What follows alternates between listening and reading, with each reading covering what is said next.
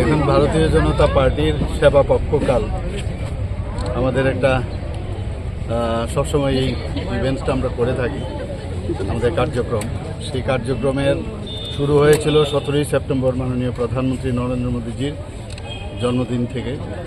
এবং ওনার আপনারা দেখুন, ভারতীয় জনতা পার্টির তিনজন লিজেন্ডকে সামনে রেখে এই কার্যক্রম। একটা হচ্ছে 17 তারিখ আমাদের মাননীয় প্রধানমন্ত্রীজির জন্মদিন, 25 তারিখ হচ্ছে আমাদের পণ্ডিত দীনদয়ালজির জন্মদিন, আর আজকে হচ্ছে আমাদের জাতির জনক মহাত্মা গান্ধীজির জন্ম। এইরকম কোনো পার্টিতে আপনারা দেখবেন।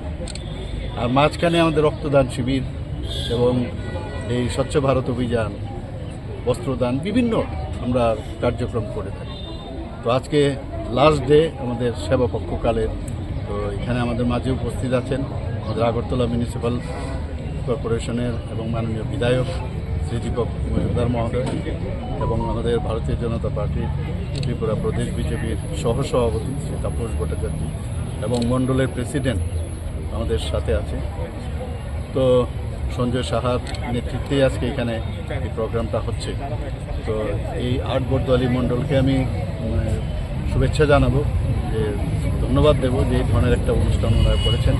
আজকে লাস্ট দিন, আরও প্রোগ্রাম গভর্নমেন্ট লেভেলেও হবে আজকে, সেগুলো তো হবেই।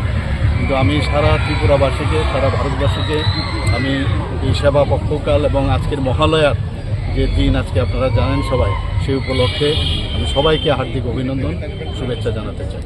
স্যার